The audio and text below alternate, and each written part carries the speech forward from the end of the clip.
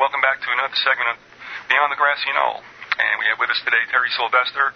His first show is up in the audio archives. It was called Presidential Selection. And this is Presidential Selection Part 2. And Terry, thanks for coming on back. Well, thank you, Viz. I was looking forward to this. As nervous as I am, I was looking forward to this.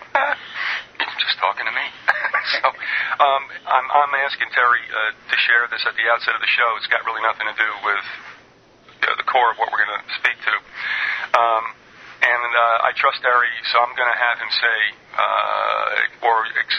explain to us what he saw. Was it this weekend or was it late last week? Or? Yeah, it was late last week. All right, go ahead, Terry, if you don't mind. Well, a friend of mine and myself were coming back from some errands, and about a mile up the road, we have some railroad tracks that go over, not a major highway, but one of our secondary highways that run through the county. And as we approached the crossing, the train had already been beyond, so we couldn't get to see the locomotives. Mm-hmm. So who knows how long it had gone before we got there.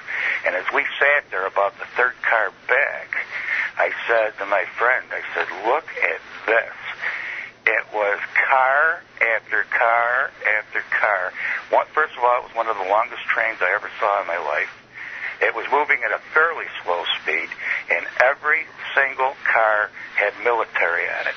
It was all the brown desert-type painting. It was,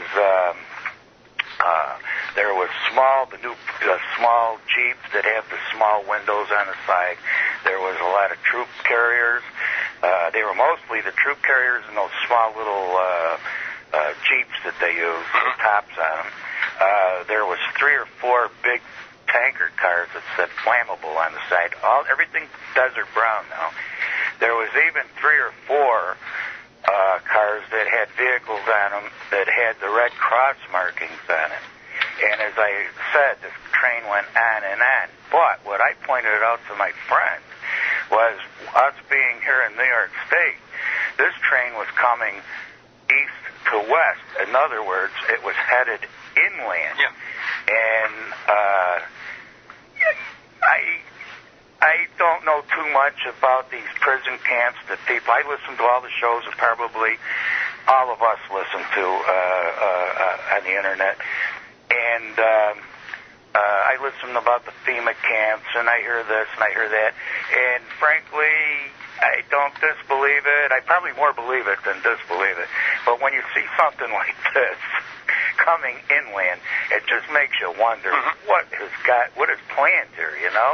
Well, to be a devil's advocate, you could say, well, this might have been some kind of most recent production, and it was being shipped like it is done, every so often, let's say. And that might be the case as well. But I just feel it's interesting that there's that kind of activity, and I'm trying to figure out, as I had told you, this was along CSX tracks, correct? Correct. Yeah. I'm just wondering if there's a munitions or a manufacturer, if you will, of motor vehicles for military that's somewhere up in upstate New York. I don't know how much is still going on in Brooklyn or in the Bayonne military terminal. But I trust what you say because I trust you. Right. But I believe there's a certain kind of increased activity going on. And I caught Steve Quayle on. Somebody sent me a CD of his stuff, and Steve's okay. I think he gets a little bit of overreactionary. But still in all, he was talking about the same old thing about troops along the border or the Chinese in Mexico and all this. And, the one thing I can't understand, Terry, and this is not even meant to be a criticism of Steve, but what I can't understand is I've heard this now for so many years, and nobody's ever gotten any video or photographic evidence. By now, if this is that widely known to people, and Quayle said there were eyewitnesses, I'm like, okay, if there are eyewitnesses, can't they just use their cell phone camera or a cam or something? Or a telephoto? I didn't mean to interrupt you, but I said to my friend, I said, why don't I have a cell phone, Viz. I said to my friend, why don't I have a camcorder or a cell phone on me right now? This was phenomenal, But go ahead. I'm sorry. Oh, no. But at this point, if something is happening, if people are out there and they have an inclination that they that they're seeing something and they know something's up.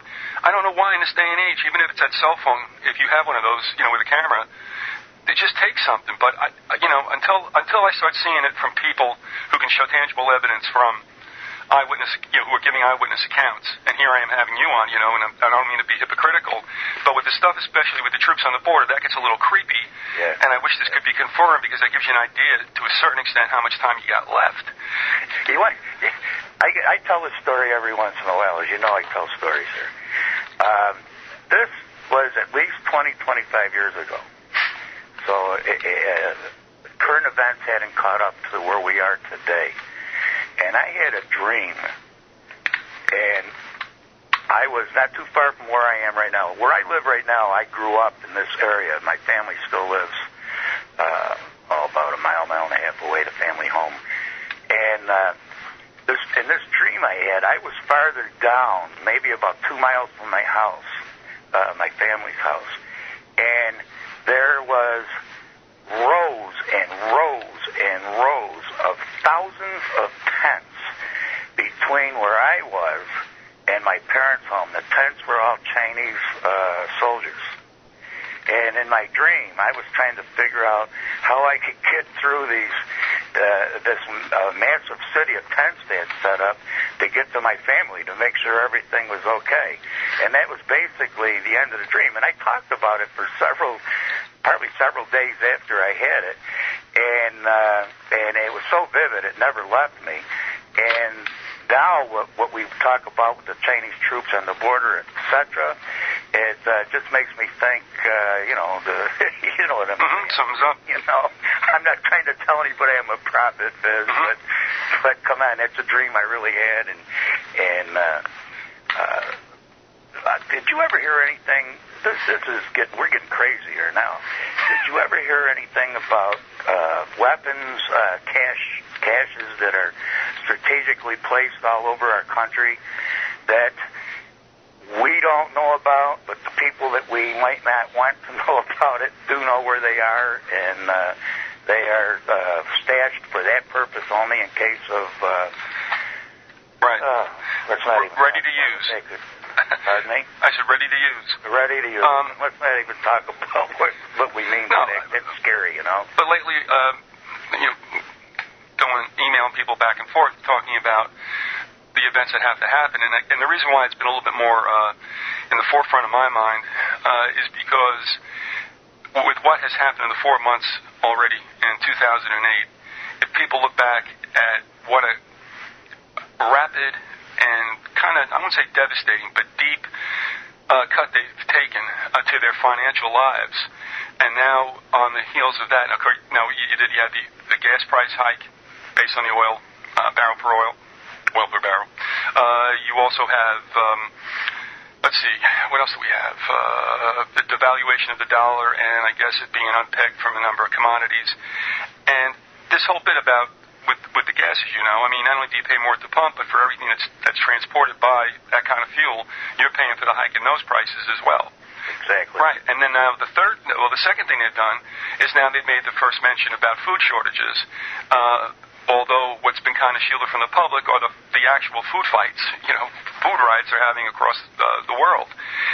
So all of a sudden, it's a major hit for you with gas. It's a second hit that you're paying for it everywhere else. Now you've got also an exacerbated situation with food as it starts to, quote, get more scarce.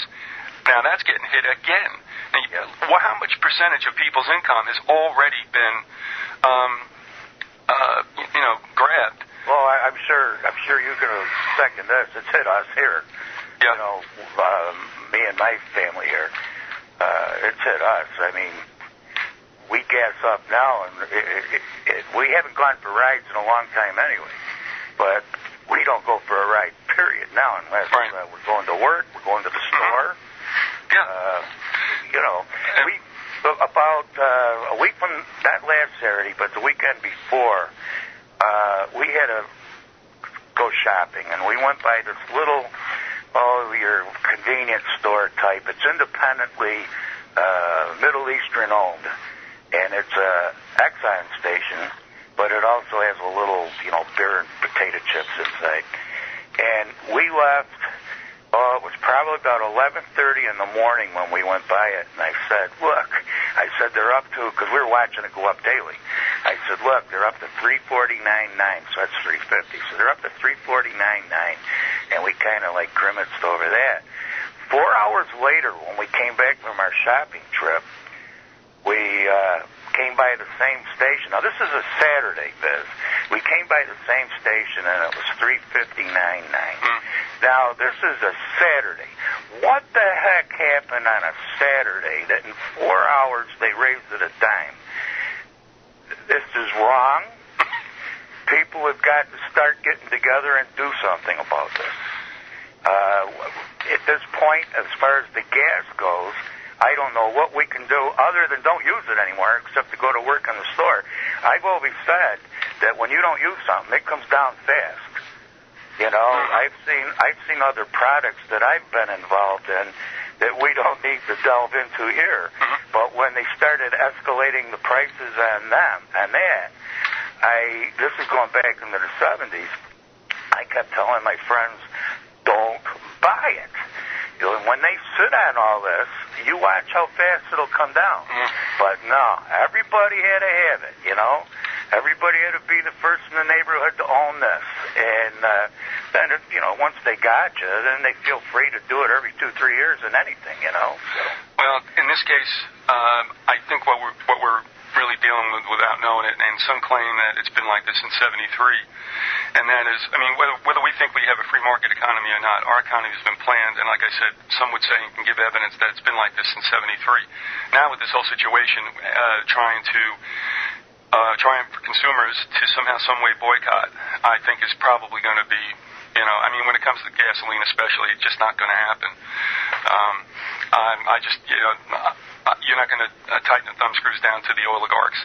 But I want to just mention one other thing, too, not to build into any kind of hysteria, but this bit about detention camps has been denied widely, and yet on the same hand that, you know, they're out there. People have seen them. I was getting emails from somebody who was in the medical department, if you will. He was a civilian, but he was working at Fort Dix and was talking about what Dix had been turned into after, of course, it was kind of downsized. It was kind of a major embarkation and disembarkation point for the military. And, you know, in 55,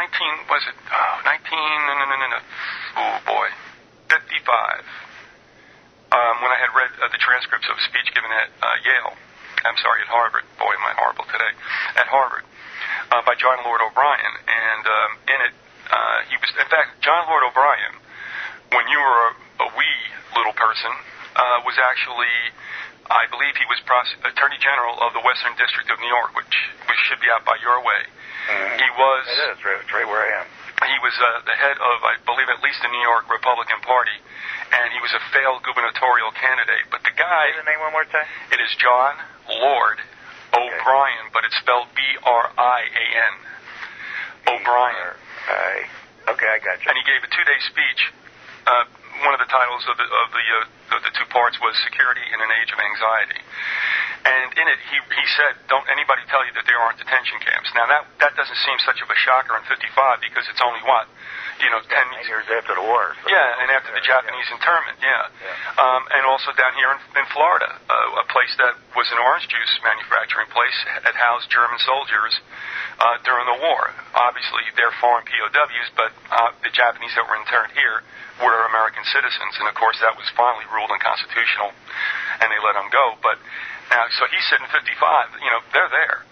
He also, in 68, the editor of, I think it was Look magazine, and I did a show on this too, was Hedgepath, his name was. I think it was 68. And he was writing about detention camps, that they're there, and he gave the locations for them. Now things have changed. So the thing is, they're always there, and they had a chance to use them during Katrina. And there is a woman who goes by the name of Val, who had been on the show. She's attached somewhat to Above Top Secret, that website. And I had seen an account of what she had gone through when they had offered, that her church had offered their retreat in Oklahoma to any kind of exiles from New Orleans. Now, what was not shocking, but what was interesting about her account was just the way that FEMA and the military took the place over and told them the way things were going. They really never did use it for any internees, if you will excuse that word, because that's what we're going to be called, by the way, civilian internees. They got a name for us, huh? Oh, yeah. Well, I mean, people probably have seen this military handbook that's been popped around. I got it off the net. I think it was, I forget what website it is, but it gave a breakdown to, well, who would be called what. And we are not persons of interest. We are not combatant enemies or whatever. We were called civilian internees, more or less displaced people in this country. It didn't get down to dissidents, let's put it that way. But we were called CIs. So all that stuff is in place. Now, in the Katrina situation, she said for the most part, they really didn't use it. And, they had everything prepared, but nothing really happened. And this place, by the way, and I remember this because it is in Durant, Oklahoma, and I've been at Durant a couple times, and Pilot Pete, who flies, commercial, got his aviation degree there. So when I heard Durant, my eyeballs popped out because, I had been there and I was wondering, what the lay of the land looked like, and she did take plenty of photos. So anyway, all this stuff is there.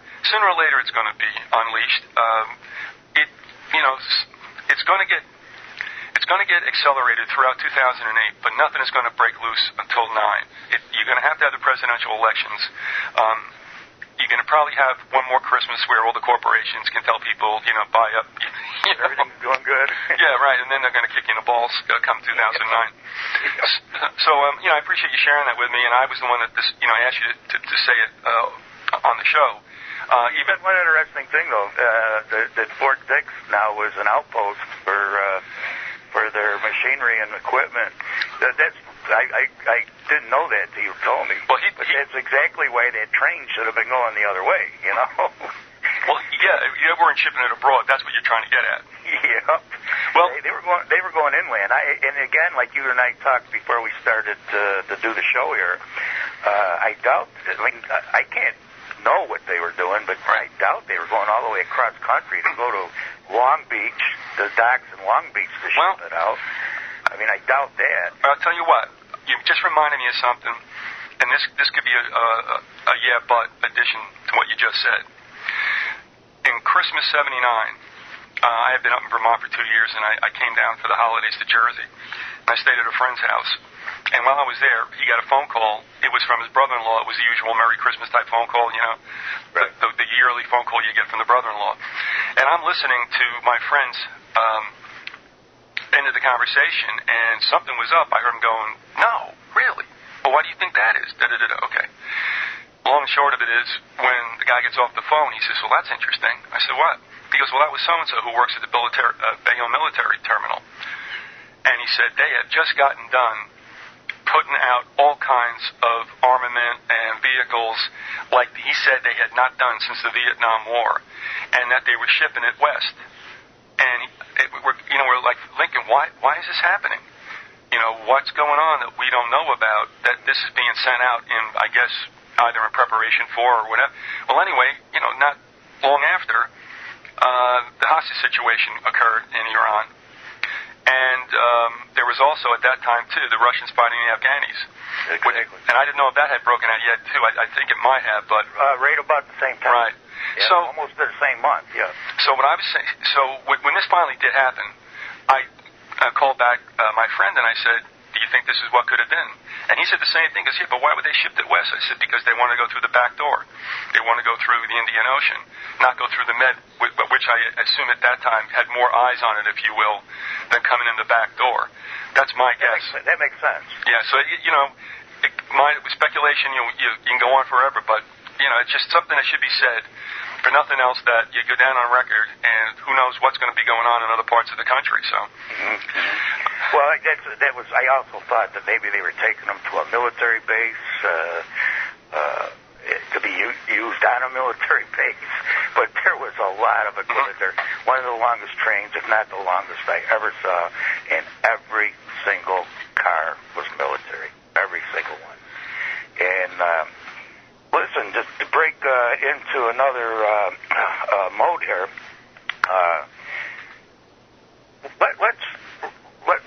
about the election for the rest of this show right here. I want to remind people that you have your show on Friday nights.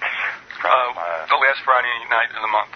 Yeah, is it the last Friday night? Oh. Yeah, we're doing Wednesdays. I thought it was every Friday. It's every Wednesday you have a show. That's right. Okay. Well, anyways, last Friday night you had Dave Blimp. Dave, no last name. Yeah. Well, I got that on my list too about last name. But anyways, I would suggest to the listeners that if you haven't gone on to Beyond the Grassy Knoll's website yet to listen to that Friday night discussion, it was an excellent show. I just can't recommend it more. And like I emailed you right after the show, which was at 12:30 in the morning, I had taken 3 pages of notes. And I don't do active research into 9/11. I have a ton of research, probably more than I'm letting on, but it's not my bailiwick, especially since there's so many people out there doing it. But I do have some things here that when I listen to all these shows with everybody with their different take, and basically the people who are serious about it, maybe not the truthers, but the people who are serious about it, are basically all down the same vein. Some have a new twist here, a new twist there, but they're basically all down the same vein. But one thing that I want to add to it, and this is for people who are researching it, to take what I'm saying, and if they think there's anything there, to take it another step forward, because I'd love to see this. Now, let me give you some background. In the summer of 2000, I'm with a friend of mine who was Army intelligence, and myself I have an intelligence background myself, but it was all contract. He was Army intelligence. We were at a bar I worked at in the afternoon. I attended bar after I got so-called retired. I was at a bar I worked at in the afternoon, and it was a beautiful summer day. And up on the TV, they had some Osama bin Laden stuff going. And they had the one where he was laying on his side eating what my buddy calls locusts and honey. Did you ever see the one where he's supine on his side and he's eating with his fingers out of a bowl? Did you ever see that one they showed a million times? I remember that. Well, it's one of the better ones. And it's better than the one where he's walking on the rocks with his AK and all that. And we're standing there. We've long suspected that Osama was just the rallying point. Now, we didn't, at this point, nobody knows about 9/11 yet. We're still a couple, 3 months away from it. And my friend and I were standing in the bar while this was on up on CNN, and we're just laughing. My friend's going, look at him, he's eating locusts and honey with his fingers in the cave and all that. Well, people in the bar, and remember I worked there, people in the bar know I come off the wall on political subjects, etc. But they were staring at Jim and I with their jaws down, not believing that we were making fun of something that obviously they were taking serious. So, anyways, that's part one of the story. So a couple months, 3 months later, I usually got my TVs going. At that time, I had many TVs. Now I just got down to a couple. That morning of September 11th, I get a phone call, and it's another friend of mine, and said, do you have your this person knows I watch news 24 hours a day. And this person says to me, do you have your TV on? And I said, no, why? And she's all excited. She goes, a plane just crashed into the World Trade Center. So I said, all right, I'll get right back to you. So I ran over and fired up all my TVs, and for some reason I put tapes in all of them. And there's a reason why I did that. But anyways, I put tapes in all of them and started recording. I started recording Fox, CNN, and MSNBC.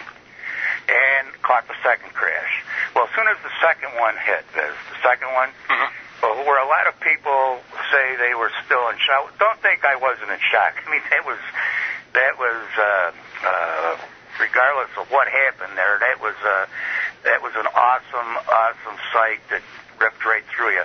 But as soon as I saw it, I knew that I'm not going to say the whole word, but I knew this was coming right out of London. That was the very first thing. I said, this is the London da-da-das.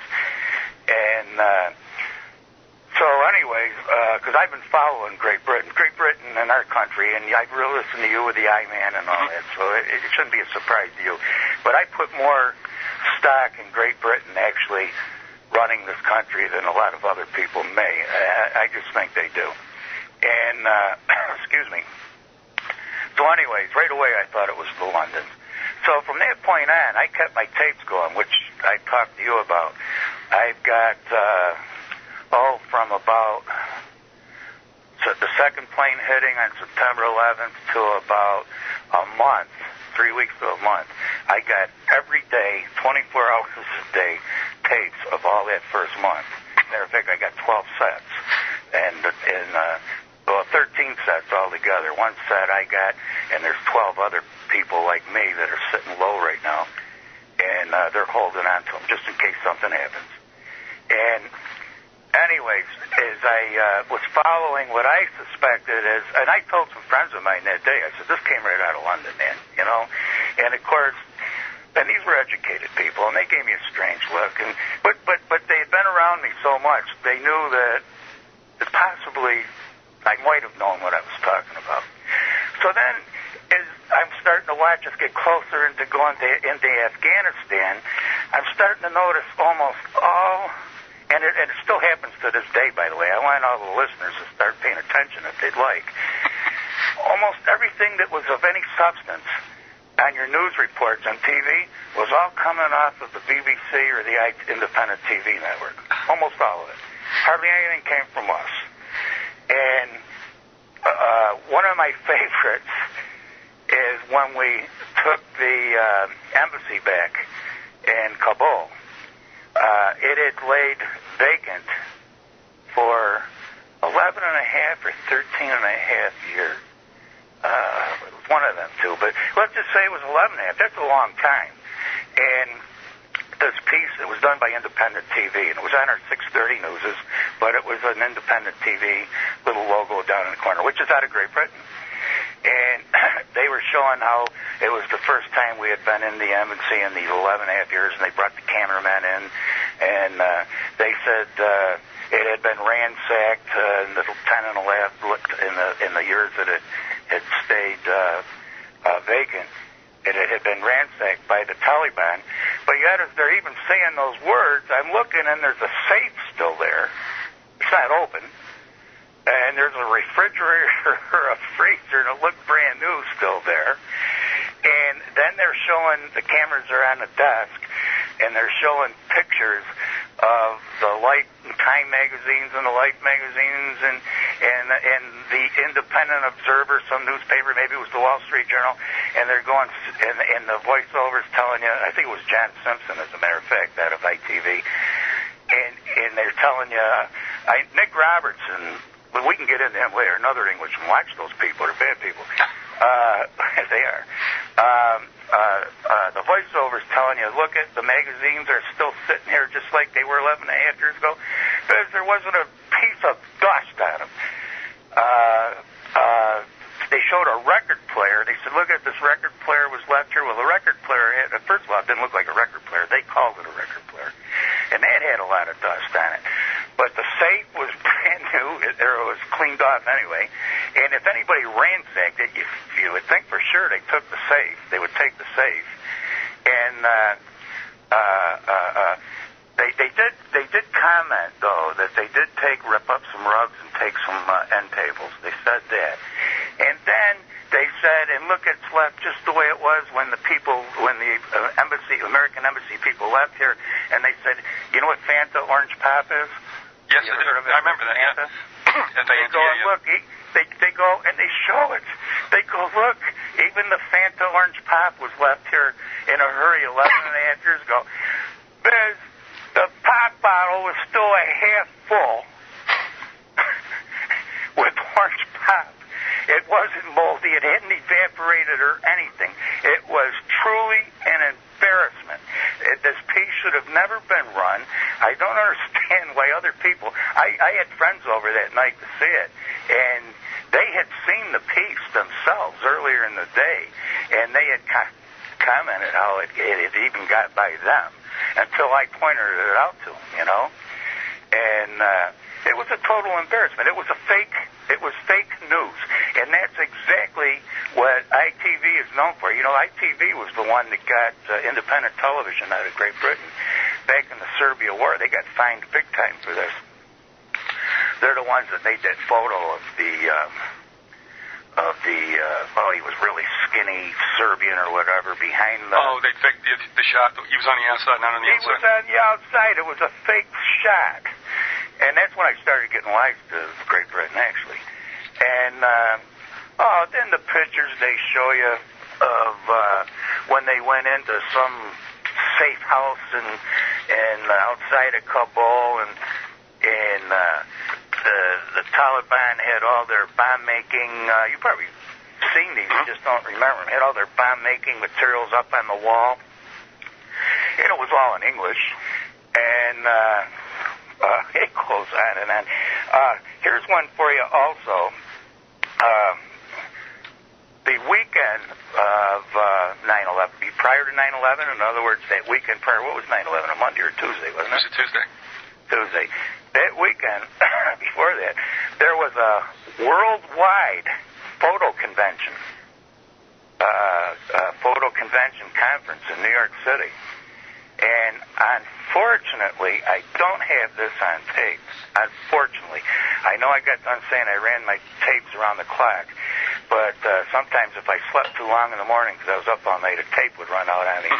And I'm laying on the couch I had set up in my workroom, and there was a guy on the early morning, probably one of CNN or Fox or MSNBC. He was the CEO, chairman of Magnus Photos, and it's one of the world's largest it's like Gamma Press, which we'll get to in a minute. It's like up in Gamma Press's category. And the CEO was on TV, and he was talking about how they had a convention that weekend where all the top photographers in the world were in New York for this convention. Now think about that. I came jumping out of my bed, and I went, what? And I ran over to my TV, and that's when I saw that TV's tape had gone beyond its 6 hours, and I don't have it. But how about you got all the world's top photographers in New York City that weekend? Think about it. Yeah. And that's why we have all these pictures, too, you know? Now, Gamma Press. Everybody talks about this. Unfortunately, Gamma Press, if you Google them right now and bring up their website, it's a whole different animal from that night of September 12th at 12:01.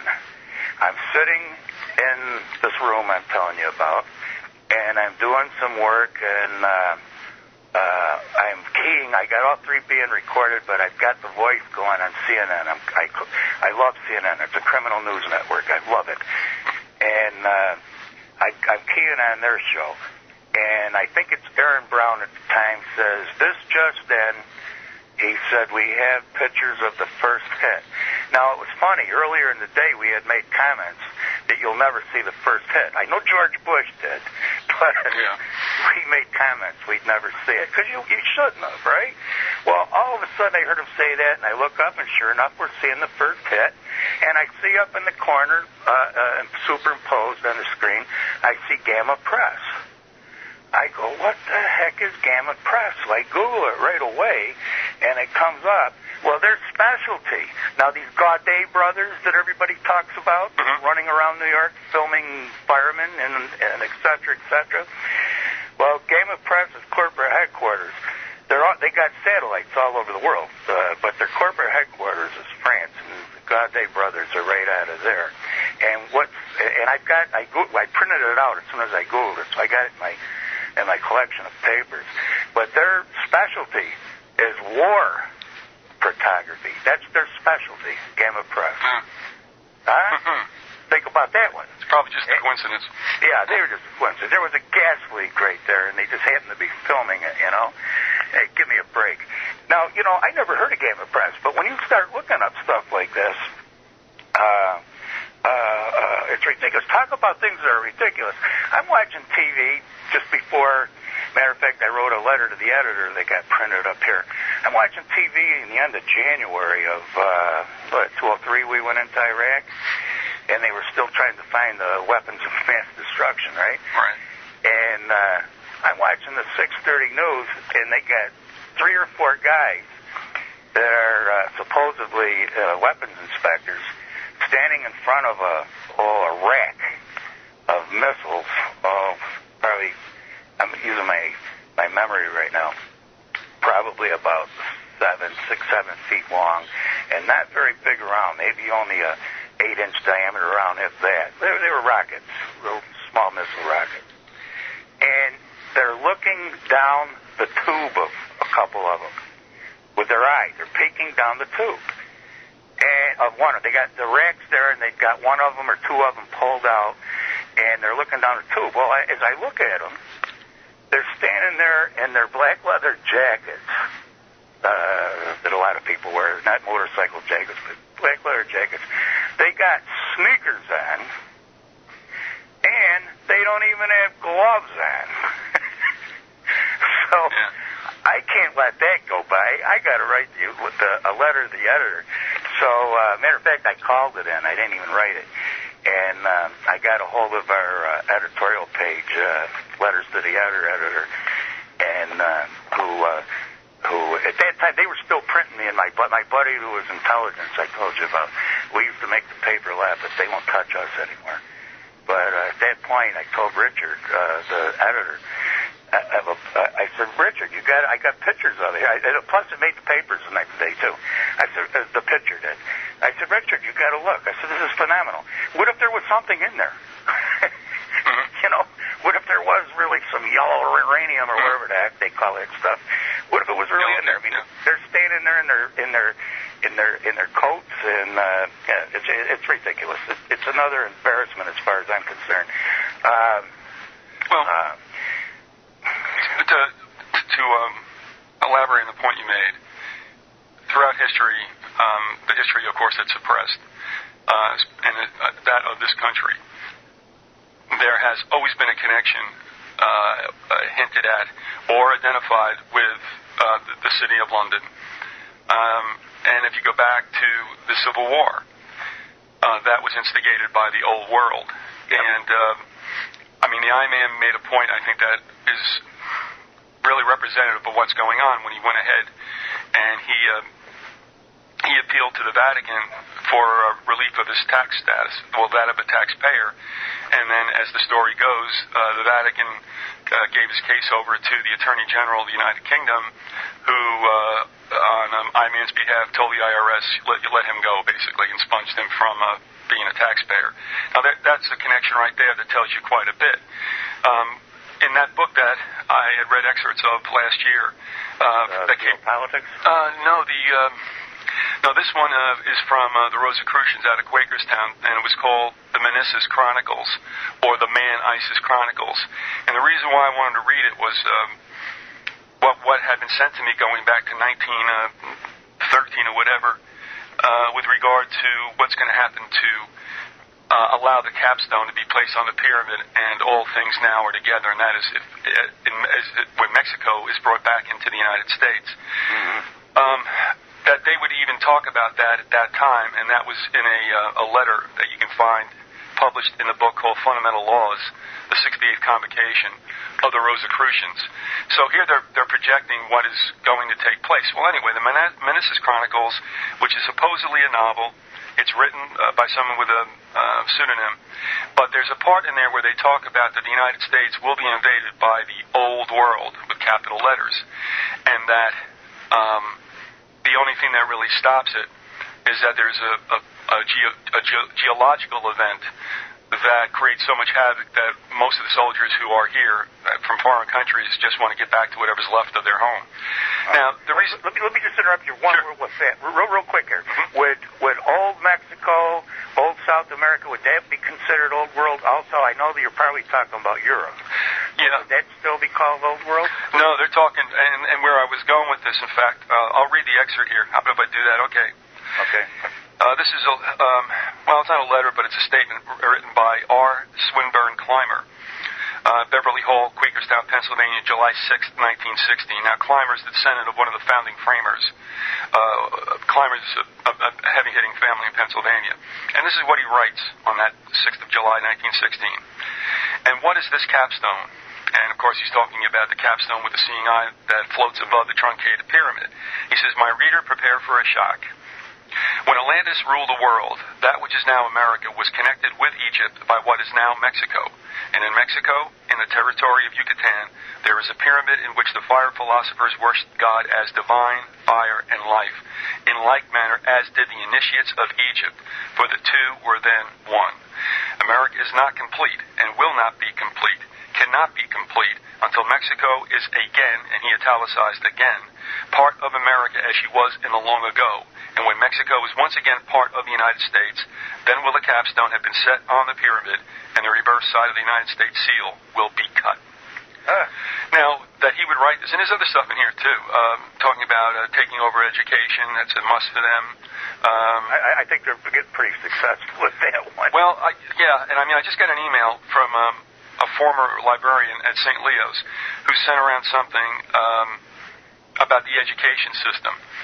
And I wrote back, and this is a little reply to all stuff. But I said, you got the education. They got the education system they wanted. They're in training, not teaching mode.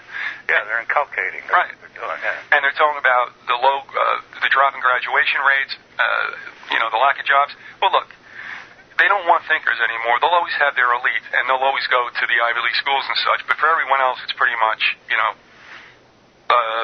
metropolis for them, a very gray, dull life.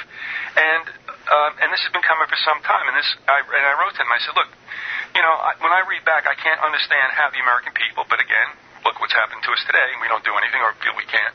How in the world did they let a guy like John Dewey? Now, forget the fact that he's a communist. Who cares? I mean, all right. So you're free to have ideas, but that Dewey and Bloom were all these behavior modificationists, part of this whole cohort that went over to the Wundt Experimental School of Psychology in Germany, came back, and many of them went to the University of Chicago. And what they were into doing is basically Pavlovian education. Now, to give it over to Dewey, I mean, there it goes, right then and there. So, and what does this produce? It produces people that aren't really outfitted for too much. But guess what? If you got a bad economy, if you got jobs at a premium and getting to be fewer all the time, where do you drive young people to go to? The military. Yep. And if everything works right for them, they won't have to have a conscription. So they have that military National Service Act. I shouldn't say military, Universal National Service Act, which calls for compulsory service to the country, most likely military, but there's a couple of buts where you can do other things. Mm-hmm. So you here you go. You're raising up a crop of kids to go into a meat grinder, which will be this next war. So anyway, again, he had made comments also in this in the book about the education system. He said, for instance, he goes, all true educators have come to understand that if the public school system is to be retained in the United States, then it will be absolutely necessary for a complete code of ethics to be taught to all scholars, and the Illuminati is the first great school of thought that has ever attempted to formulate such a code of ethics. Just interesting stuff. But where I was going with this also, Terry, is that I got wind of this book, and I did get it, and actually I had a copy sent to me as well from someone else. And in this portrayal of what is going to happen, and the reason I'm paying attention is only because of, for instance, what was stated in that book back in 16. The Rosicrucians also consider themselves superior to Freemasons, and this apparently is the case, especially over in Europe. They were here first. They were around the longest, going back to Bacon and some of the things he said about this America, which was called the New World, the New Atlantis. And so here we're looking at the old world wanting to cut us down to size. Now, the old world to me is basically built on the Vatican and the monarchies. Yeah, I agree with that. Yeah, and I mean, they let the Protestants go to the United States. But one day there would be paybacks for that, and we're heading for that. So yes, the author didn't say anything like Vatican. He just called it the old world forces. Mm-hmm. So I'm wondering if that's what we're going to see. So I think the old world, I guess it's a bit of a conjecture, but old world to me means those who obviously ran a feudal system in Europe, went behind the scenes for a while, but are waiting for their moment to come forward. And the two power centers are certainly the nation-state that is the Vatican, and it's the City of London. You got it. And you got it. All we ever did in the United States was, instead of paying taxes to the Crown, or the, what was that the I-Man called it too, the British Board of Trade, all we did is throw that off and then get right back into it with the Federal Reserve. So nothing's ever really changed. And those who run this country, who started this country, everybody has this idea that, these guys were like demigods. And that's all hoopla, too. What they were... They built it for themselves. Sure they did. They were rich guys. We were still just the cattle then, and we were then, we are now, so... Well, in one paragraph, just the opening sentence, where I-Man writes, is it any wonder why we the people, with a capital W and a capital P, and he goes to great lengths to state elsewhere that this use of the capitals for we and the people is not just a style they used in grammar back in the 18th century. He said they stated that to differentiate themselves from we, the little people. Mm-hmm. So he writes, he goes, is it any wonder why we the people rushed to seal the deal between the king and themselves, leaving us, the little people, in the dark? And that's referring to the Constitution, which is a compact, a commercial compact, and it has been allowed for us to believe that we have protection from it. And you know what? I asked the I-Man once, do we not see constitutional rights somewhat respected on, say, a local level, maybe even a state with state law enforcement, but with the feds, it's quite clear they can do whatever they want, and they're well aware of it. And he said, yeah, it's true, because they don't have any idea either what's going on. But that Constitution was made for those individuals who were there to concoct it and to make nice with the crown. And as I-Man's show is up now, as people are hearing this, it's probably moved to the archives. We were talking about... I lost my train of thought. Where was I? Do that a lot. Huh? Yeah, I do that a lot. You're interesting, and I lose my train of thought when I'm talking to you. You're a ball to talk to, I'll tell you that. Well, all right, I should really go back and take a look at where I was going with all this, and it'll probably come to me like it does. The mind's a terrible thing to lose. I lost mine, I think. I can almost give you the date, but I won't. All right, go ahead. No, and so we talked about them being demigods and such, and in the book, I-Man quotes Lysander Spooner is saying, you want to get a good grip on what these people were like, our founding fathers. He goes, think Bush, think Clinton, same old deal. Yep. Same scumbags. And, this bit about the Christianity, have you ever seen a politician that's running for office, for federal office, that isn't a Christian? Oh, I know. I mean, Hillary Clinton. Yeah. And they pull it off. That's what kills me.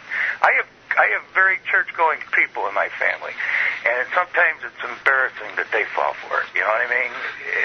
Well, one of the things that I'm asking people to do, and those who are Christians especially, and saying, why do you believe this? Why do you believe the stuff you're getting off the mainstream news? Where is it written that these people are telling you the truth? All you know is that you've been pervaded by it.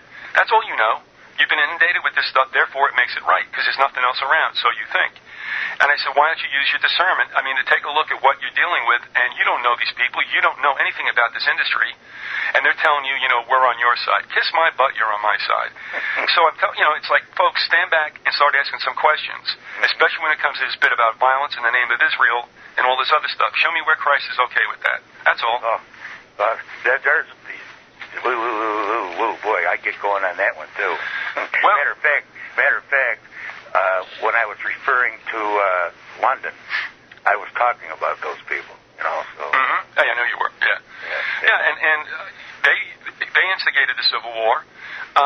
In a number of sources you can read where Britain was fully behind this, and in fact, wanted to come into the war if it interrupted business for too much longer because they couldn't get cotton from the United States.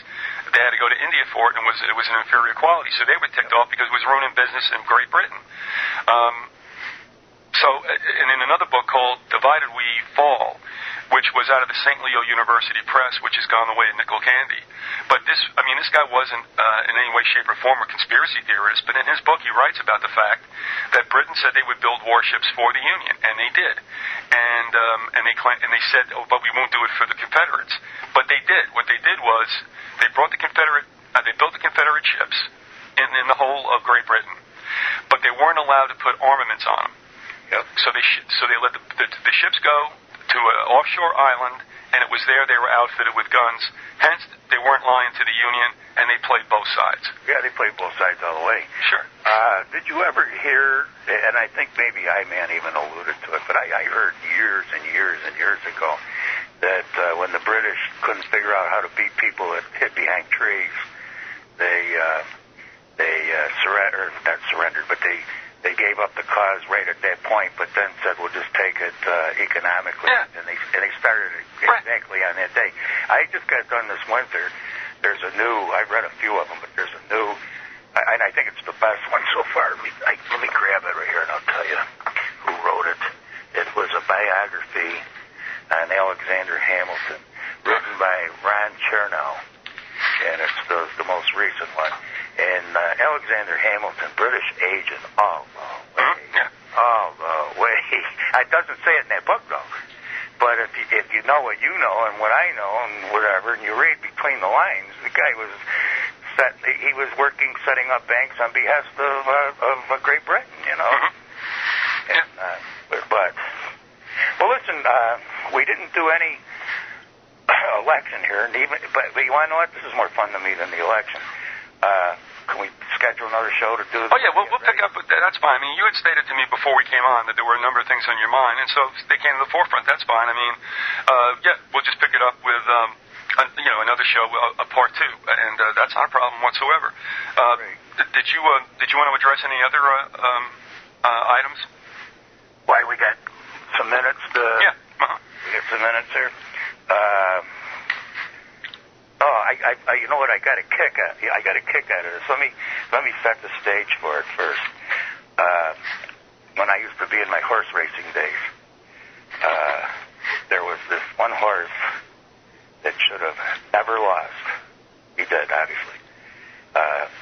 It was a pacer. In other words, sulkies. It was up at a racetrack here in western New York State.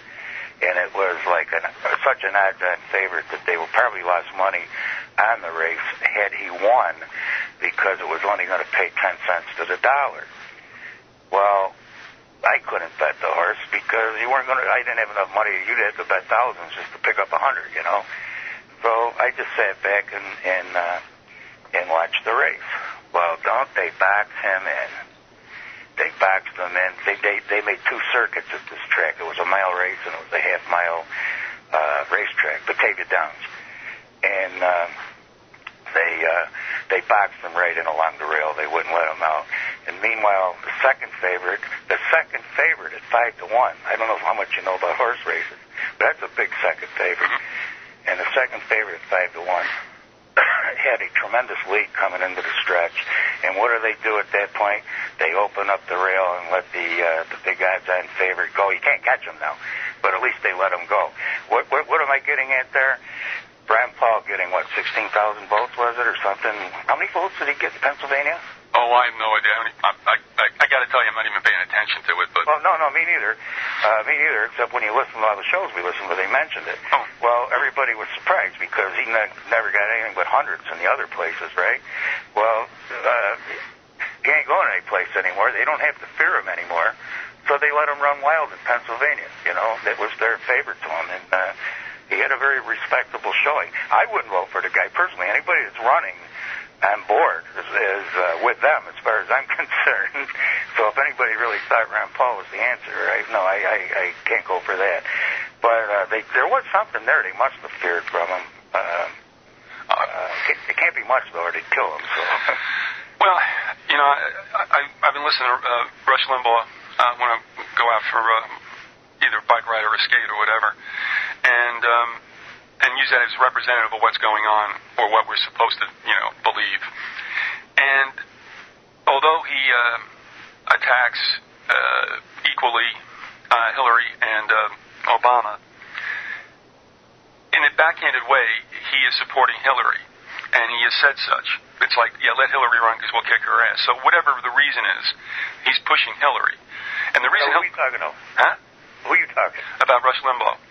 Oh, okay, yeah, okay. He's got this thing called Operation Chaos. Oh, no, yeah. Well, they fear that she won't get there, so that's what they're pushing. Yeah, you're right. I lost your train of thought there. Now I'm on with you. Okay. Well, I mean, it's the reason I say I don't pay attention to the primaries is because what's going to be is going to be. Not that it. Right. I mean, I just tell me when it's over, and we'll see when the dust settles who's standing there. But that's another reason I say that Hillary isn't quitting is because she's going to be shown as some comeback kid, and it's going to go to her. Oh yeah. And then it's winning. Well, then the whole thing. Well, the thing is also then she'll be portrayed as somebody who's resilient, like I said, a comeback kid, and and they'll use that against McCain. McCain, and as you stated the last time you were on, about how they threw the election to Reagan, is that when that's Mondale said, yeah, I am going to raise taxes? All right, so therefore he just shot himself in the foot, and that was over with. Well, the same situation with McCain. As this war gets more unpopular, he's going to... Medicare? Did you hear that one? Go ahead. No, I mean, just with the bit about expanding the war, and I will keep the war going, now he's shooting himself in the foot. Well, he's Bob Dole. I think I brought that up on the last Bob show. Dole, what Bob Dole thinks, yeah. Bob Dole. He's taking a dive. I mean, and that was one of the things I wrote down from your Friday night show, and I think it might have even been you that said you can't figure out why McCain.